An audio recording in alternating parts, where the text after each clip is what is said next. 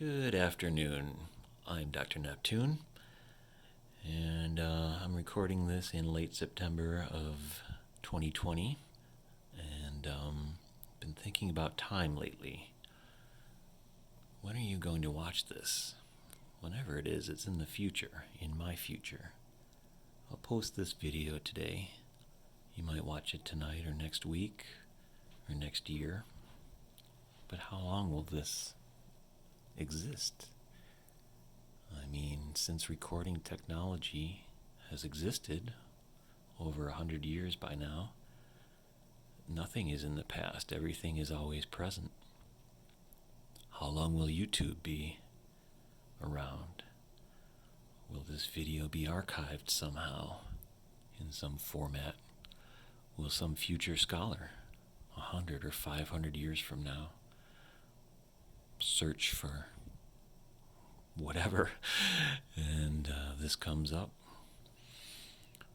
I don't know. I like thinking about it. I think specifically about a graduate student on a space station orbiting Neptune. Hello to you, and hello to everyone else.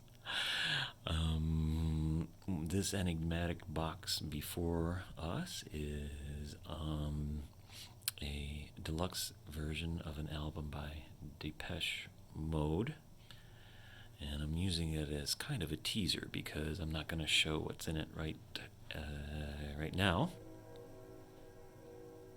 Hear the train whistle? It's going to blow. There we go.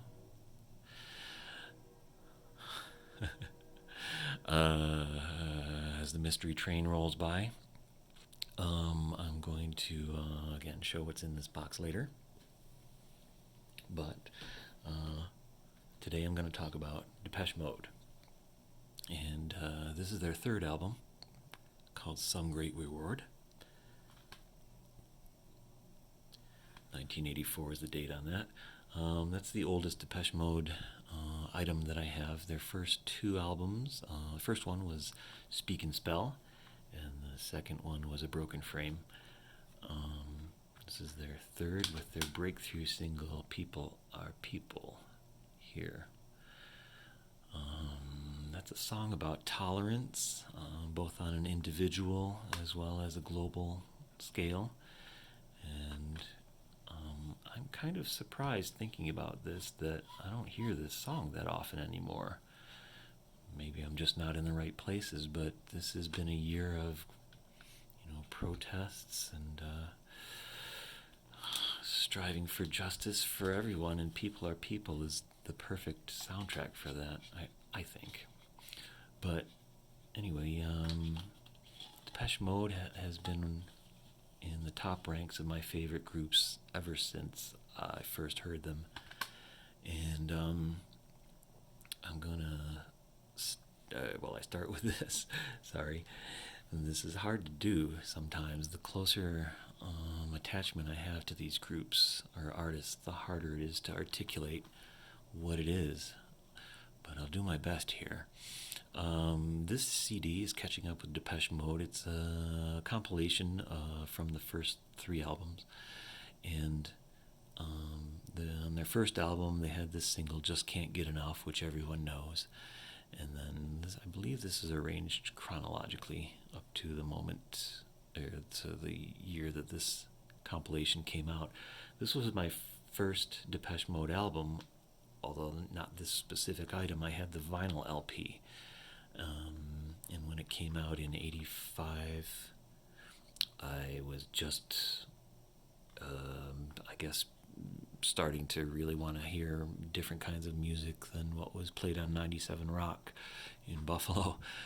So this was perfect. I saw this, Catching Up with Depeche Mode, and I thought, oh, that's what I need to do. I need to find out what this is all about. This electronic synth pop dance music. So yeah, this is the compilation, Catching Up. And then here is their concept album, Black Celebration. came out in 85. The concept here is nuclear annihilation.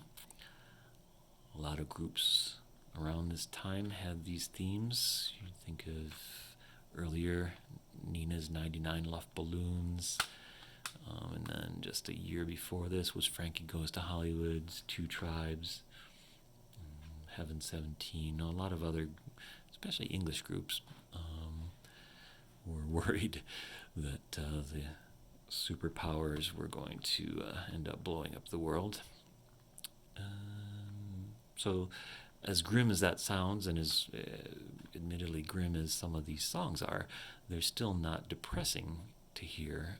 Depeche Mode is brilliant at creating a mood with their lyrics, primarily written by Martin Gore, which is him.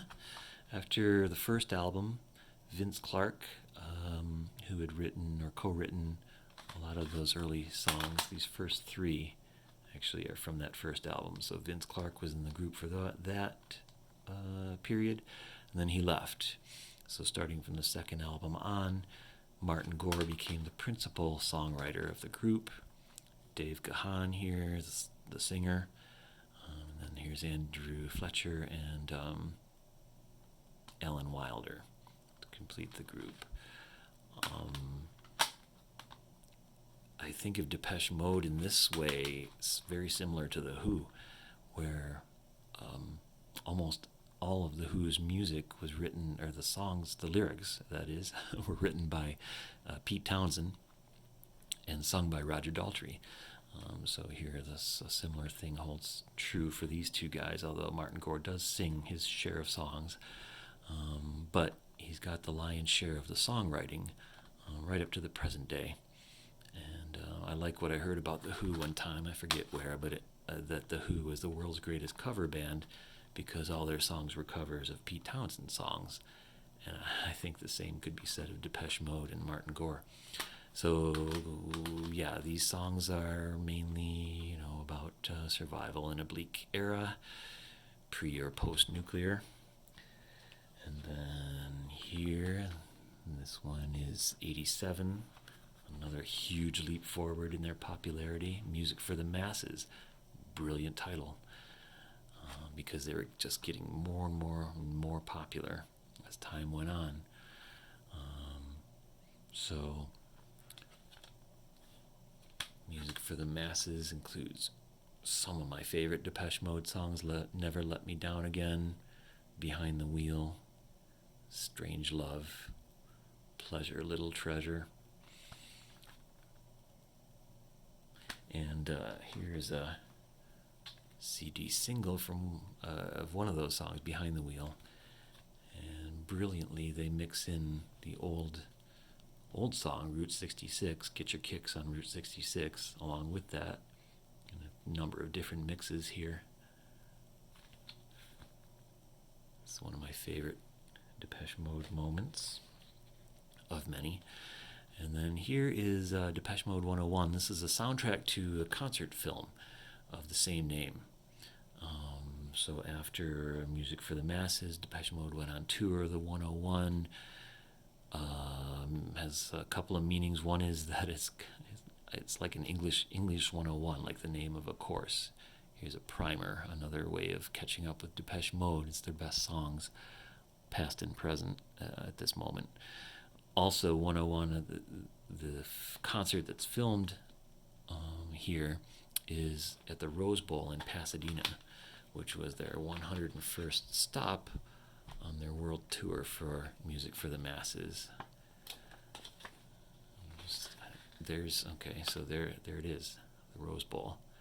This is an astonishing feat for this, what a few years before had just been a cult band, little known, but gained popularity year by year until they could sell out the Rose Bowl.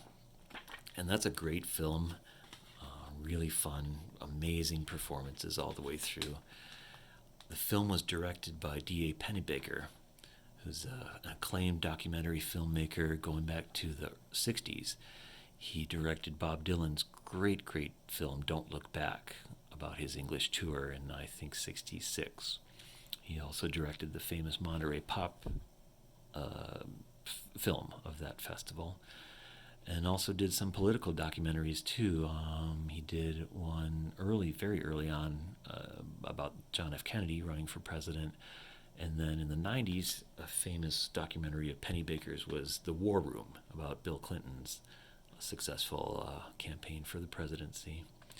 So brilliantly filmed documentary, and also notable because it's considered one of the first instances of what we're now familiar with as reality TV or film.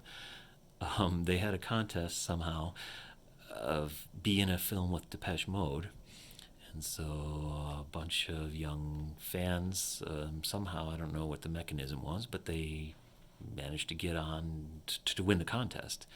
And so there was about a half a dozen of them, young adults, and they followed Depeche Mode all around the U.S. on this tour, culminating with that great Rose Bowl show. So the film parallels Depeche Mode with their fans. It's a brilliant juxtaposition, and also delves into the personal lives and emotions of those young fans too. So when this came out in '88, I was in college, and I just completely connected with everything about it, the music and the fans, and all of it. I remember seeing it at SUNY Buffalo at night in a theater on screen. So that's Depeche Mode 101. Then Violator was their follow-up to all that from 1990. Some of their best known and best loved songs on this. Focus is coming in and out there, but Personal Jesus is on there. They expanded their sound beyond synthesizers on this album particularly. Personal Jesus has a twangy electric guitar, but still very much true to their electronic roots. This is one of my oldest CDs. You can always tell from the cracks. I've seen many parties. And for Violator, I also have the LP version, and this I bought a few years back, really as a test. I bought this the same day I bought a turntable, which I added to my sound system, and I wanted to see how music would sound on that, because Violator was something I'd listened to thousands of times, and I knew exactly how I liked it to sound. So I wanted to see if it was true that vinyl LPs would sound better than CDs. My opinion is no. To me, it sounds muddy. Maybe my system isn't good enough. I don't know. It cost me $1,000 total plus the turntable. Not really gonna invest much more than that, but still glad I have this. This is on 180 gram vinyl, considered the standard. And I'm glad I have it just as an artifact of one of the greatest albums of all time, Violator. Starting with the, with 101, Depeche Mode was working with a Dutch photographer named Anton Corbijn. And these pictures are taken by him. So the documentary is by Pennebaker. That's Pennebaker. These pictures, though, are by Corbijn, and then I think everything else following this are by Anton Corbijn. So he played a huge role from the mid-'80s beyond in shaping Depeche Mode's visual imagery. He directed videos by them also, and some concert films, and has gone on to also direct his own films about other things. And looking through this before, this image really struck me. A Corbijn photograph, and this album was from 1990 again. But here you've got four fully clothed male band members, and then one completely nude woman. I'm not sure if this kind of thing would fly in these days of Me Too and increased awareness of exploitative imagery and whatnot. Understand I'm not being critical of Depeche Mode or Corbin here at all. I'm just pointing out how this may reflect mores of a time that's different from the one that we know now. Or perhaps all this was meant to be ironic. Depeche Mode does have a sense of humor. So maybe this is exactly the reaction they wanted to provoke. Who knows? But I just bring it up. Alright, so here's their amazing album, Violator, in LP format. Next was Songs of Faith and Devotion. This may be my favorite Depeche Mode album from '93. There's a lot of rock influence on this. I Feel You is particularly hard, but then also some amazing ballads. Condemnation is one of my all-time favorite Depeche Mode songs. It's got a gospel vibe to it. Judas is another one, that one's sung by Martin. And then these other songs are just the greatest examples, I think, of Depeche Mode's sound. So Songs of Faith and Devotion, and then they followed that up brilliantly, I think, with a live album. This is the exact same songs in the exact same sequence. Depeche Mode is an amazing live band and one that I've never seen. I saw Dave Gahan live on a solo tour, but never the full band. But I've seen many, many examples of their live performances on video and audio, and so I'll show a couple of that in just a moment. This also, though, marks a pretty dark chapter in Depeche Mode's history, particularly Dave here. You can see the huge difference in his look over the 3 years since Violator. Let's get a good picture of him here.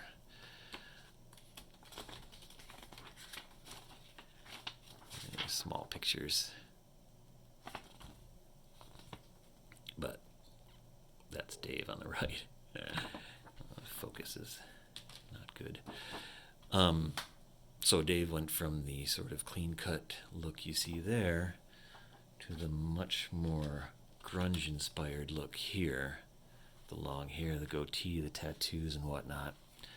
Also, along with the grunge influence, Dave got hooked on heroin.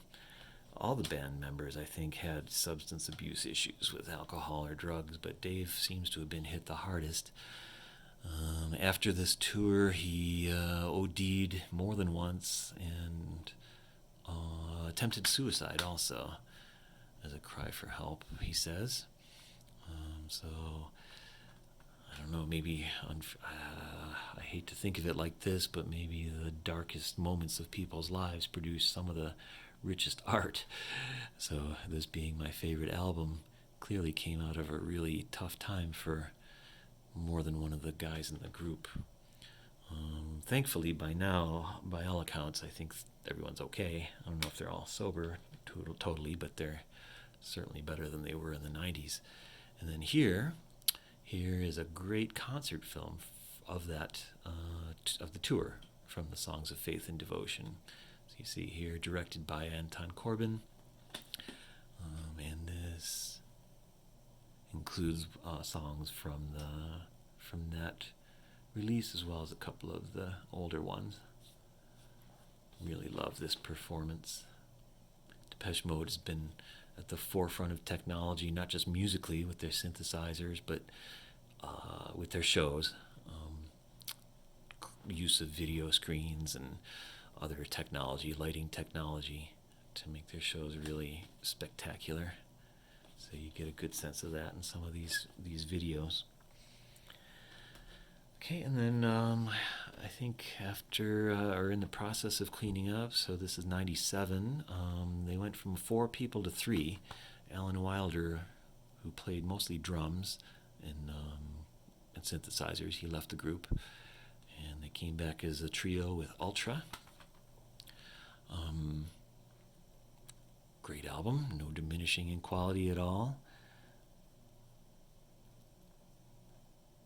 It's No Good was the single from this album, and loved what one of the guys in the band said was that they could just imagine the DJs announcing the new song by Depeche Mode, and it's no good.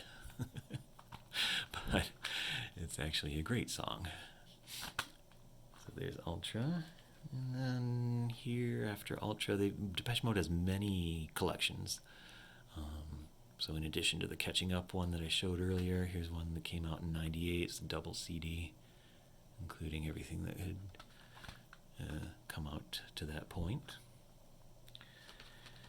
And then come 2001, they released Exciter.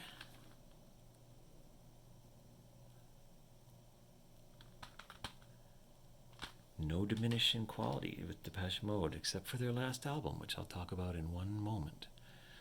But here's a single. This is the single from that album, from Exciter. I Feel Loved.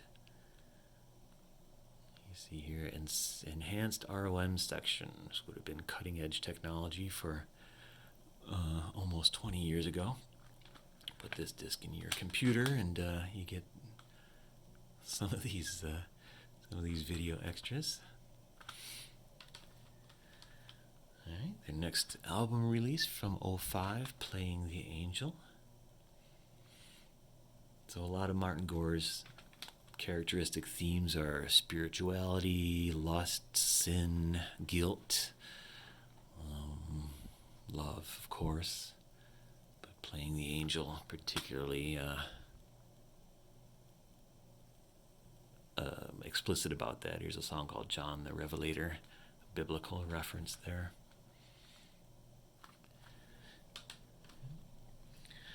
And their follow-up to that in 2009 is this CD, Sounds of the Universe. This is a CD plus DVD set. DVD including short films and video for their song Wrong. Just like It's No Good. Depeche Mode's new song is Wrong. This was the standard release, or the standard CD and DVD release. And then that box that I showed you earlier, that's the deluxe version. So here it is. I took all the items out of the box earlier, but I just wanted to show that that's what happens when you take the lid off. So this is Sounds of the Universe, and what came in this box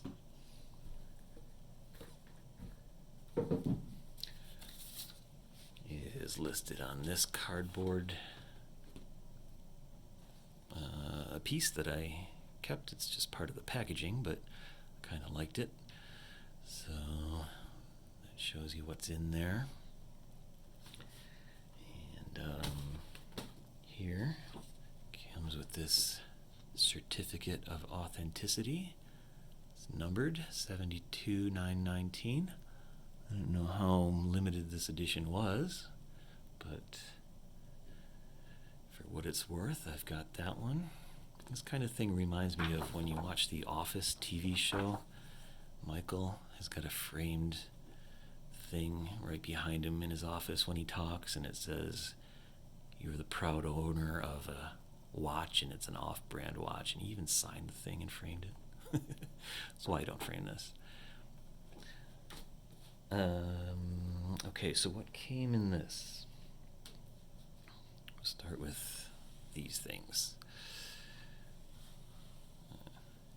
Okay, these are two enamel badges, or as the Brits call them. We would call them pins. And here's the stylized DM for Depeche Mode. And here's a version of the album cover design. Nicely made. Here is a fold out of the two studios that the album was recorded in. This one in New York, and this looks like a panoramic picture. So goes all the way around and looks at the different equipment that was used back then, instruments and whatnot. And then on the other side, this is the Santa Barbara studio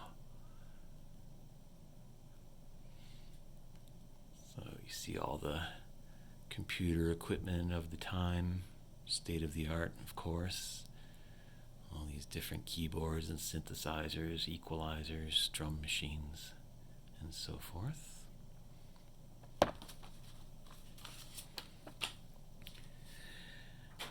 This is the credits for the album. Pictures, as always, by Corbin. This is an interesting thing here. Remix art cards. You can see right here the Sounds of the Universe symbol. That has been visually remixed by different artists and designers, and so in here you get 5 randomly selected ones. And it says on the reverse who the artist is.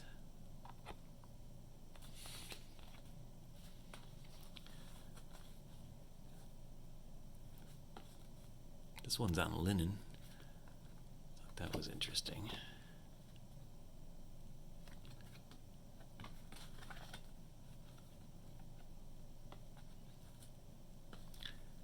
All right. And then this is a poster. Oddly, this is the most disappointing part of the whole set. You'd think they'd put together a good poster with all their visually adventuresome things that they've done, but really it's pretty dull unless you're in love with this symbol. But that's the poster.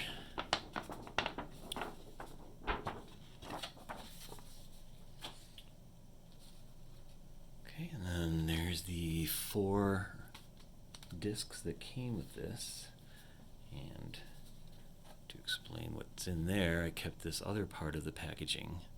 So disc 1 is the original album,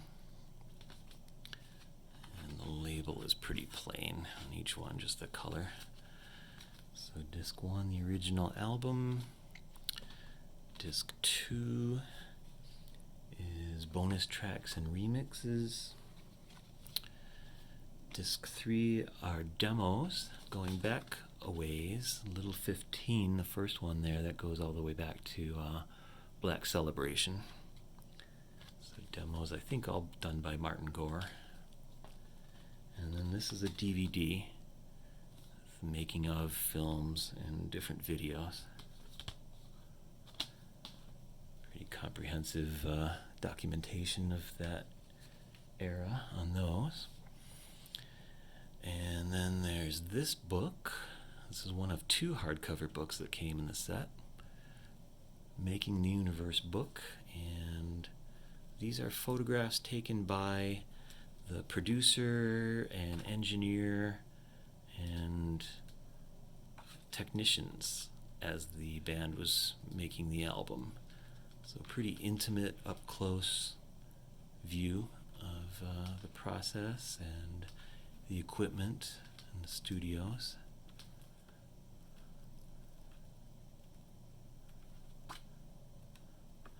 No text at all, except a tiny little notation down here that says who took the picture and of whom. There's a lyric sheet with honey for Dave, I guess. What's this? Oh, I thought that was a cocktail. I was going to say those boys are supposed to be good. All just kind of behind the scenes imagery there. And then here is the other book, which, as you see, portraits by Corbin. So a large format, and also lyrics to the songs.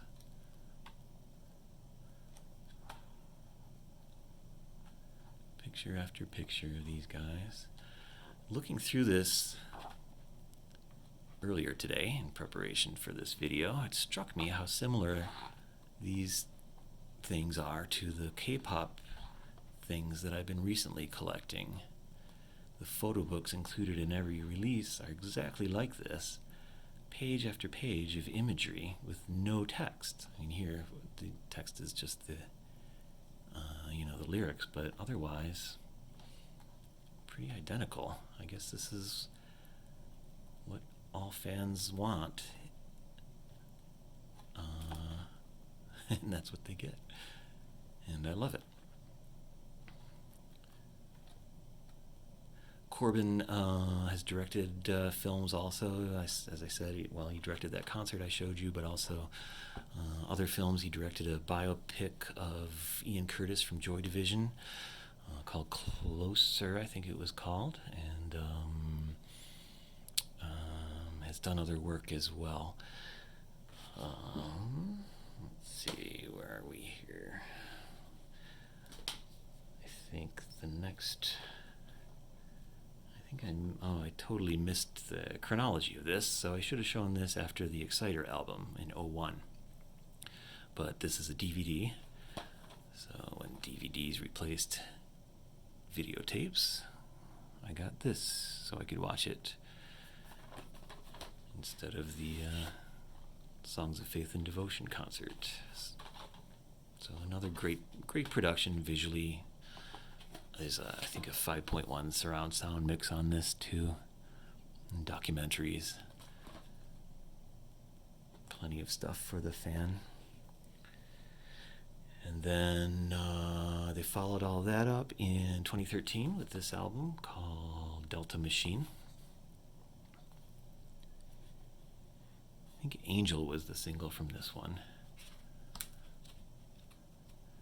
Fine album. And so after this, their only album that came after this was released in 2017. It's called Spirit, and I don't have that. It's, I think, their worst album critically, and I gave it a listen yesterday. I'm sure I listened to it when it came out. Why is it their worst album? Lyrics. It's all about the lyrics. Depeche Mode, Martin Gore in particular, has always been great at writing these intensely personal type lyrics that you can relate to. I think any great art is both specific and universal at the same time. The problem with the last album, Spirit, was that it's too specific. It was written in the aftermath of the 2016 U.S. election, Donald Trump as president, and Gore reacted very strongly against that and wrote almost the entire album of Spirit as kind of a protest album. Not that Trump's name is mentioned specifically in any of those songs, but it's obvious that he's talking about the current political situation. And I just find that to be too specific. I'm not interested in music like that. A similar thing happened with with the Tori Amos album that came out around that same time. It's the one that I like the least of hers because of the lyrical content. The music of Depeche Mode's Spirit is great, just like all the other stuff, but it was, I think, a rare misstep, and that was the last release from them. That was 3 years ago. They're given their release schedule in the last couple decades, they're due for another, but couldn't find any evidence that anything new was coming up. So there's where my Depeche Mode collection ends, and I just want to conclude with a couple of related things. One is Dave Gahan's Paper Monsters. It's one of a few solo albums that he's released before and after this. I'm looking at the date. I think this was 2003. Yeah, 2003. And this one came as a CD and DVD version. Photography, again, by Corbin. Great stuff. He's got, I think, one of the best voices in all of rock and roll pop music. Very, very expressive. Great performer. Did some Depeche Mode songs. Here's the ticket. So saw him at the Hard Rock, a very small venue. The Joint was on the floor right in front of him. Very, very charismatic, amazing, great performer. One of the best shows I've seen ever. Oops. and this is a very good CD.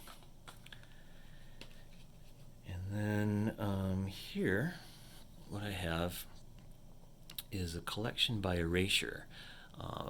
They're related to Depeche Mode in that Vince Clarke, who left the group after the first album, then went on to form Yaz with Alison Moyet, made a couple albums, classic albums in the mid-'80s with her, including Upstairs at Eric's. And then after that went on to form Erasure with a singer named Andy Bell, who sounds remarkably similar to Alison Moyet in his singing voice. So it seems like Vince Clarke had a clear idea of the type of singer that he wanted to work with.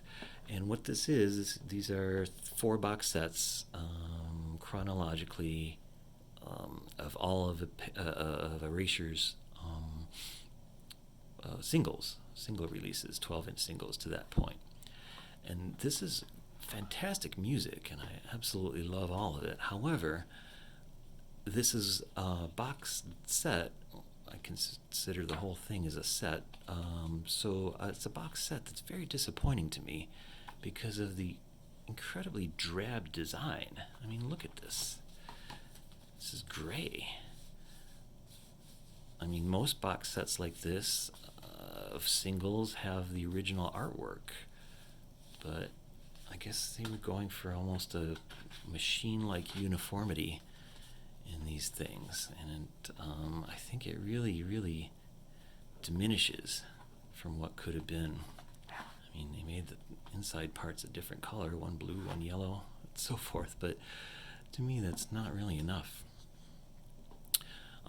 And Depeche Mode themselves had a similar series of box sets. I think there were 6 total in the early 90s of their singles, and I never got any of them, for one thing because at the time I couldn't afford that kind of thing, but for another thing because the design of them was also very drab. They're black, and they have white circles going down, and then the names of the songs. Now inside those box sets, if you pull out the individual discs, they do have the original album artwork. However, the outside looks just as uniform and kind of dull as these. Depeche Mode has recently, in the last 2 years, started doing kind of going full circle, going back to vinyl, and has released box sets that are on 12-inch vinyl, 12-inch vinyl of their singles. And they're releasing them chronologically, sequentially. And I just checked earlier today, the one coming up is the series of 12-inch singles from Songs of Faith and Devotion. It's going to be released next month, October 2020, and it's 8 12-inch vinyls in a set for $180. And that's a little too much for me. Especially to buy a technology that I still consider obsolete and defunct and inferior. However, looking at online at the product, I think Depeche Mode has learned their lesson, or Mute Records has, and the packaging is beautiful. It's got the original artwork, as well as some other elements too. So maybe at some point, if I have the extra money, I'll invest in one of those just as an artifact, as an art object. Or if one of my devoted listeners wants to buy me a birthday present, that would be an awesome thing, one of those Depeche Mode box sets. But anyway, that's the most up-to-date information I have on this group, Depeche Mode, that I've been a huge fan of for 35 years-ish. I don't know. But I guess what's the closing image I'll put on here is this. And I will thank you if you stayed with me this long. Thanks for watching, and I will be back soon.